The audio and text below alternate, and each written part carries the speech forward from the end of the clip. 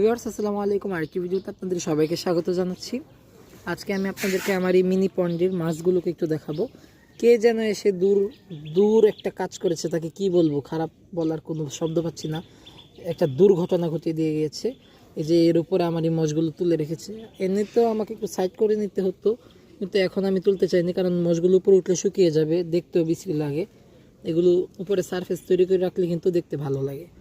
মাছগুলো আপনারা ঠিক দেখতে পাচ্ছেন কিনা জানি না, এখানে কিন্তু কিছু মাছ রয়েছে একদম সাদা রঙের, পানির সঙ্গে মিশে মিশে থাকে। এই যে এক্ষুন দৌড় দিল, মাছগুলো কিন্তু এক্ষুনি দৌড় দিল, মানে সাতটি দূরে চলে গেল আর কি। আলোর ফোকাসে অনেক সময় দেখা যায় না, তবে অনেক সময় আবার চোখেও পড়ে। যে এই দিক দিয়ে কিন্তু দৌড় দিল পানিতে।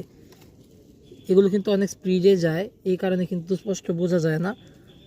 আপনারা ঠিক কতটুকু দেখতে পাচ্ছেন আমি বলতে পারছি না, কারণ যেহেতু ভিডিও, ওই যে দেখুন সাদা চোখ আমার আঙুলের কাছে, দেখতে পাচ্ছেন আশা করি। এই যে আমার আঙুলটার কাছে কিন্তু ওই দুইটা মাছ এইখানে খালি জায়গা দিয়ে দেখা যাচ্ছে। আশা করা যায় পানির নিচে দুইটা মাছ রয়েছে। আমি একটু উপরে ছায়া দিই, তাহলে হয়তো দেখতে পারতে পারেন। চলে গেছে মাছগুলো, এই যে দেখুন একদম পানির তলায় চলে গেছে। তো এই মাছগুলো কিন্তু এখানে বেশ ভালোভাবে বেঁচে রয়েছে, তেমন কোনো খাবার দিতে হয় না, কারণ মাছগুলো আমি আশেপাশের বিল থেকে সংগ্রহ করেছি, তেমনভাবে কেনা মাছ না। এই কারণে খাবার ওই রকম লাগে না, প্রাকৃতিকভাবে যেই প্লাঙ্কটনগুলো হয় সেগুলোই খায়। আর এই পুকুরটাতে, মানে এই মিনি পন্ডে কিন্তু কোনো ফুল ফুটে না, ফুল হওয়ার মতন তেমন কোনো গাছ নেই।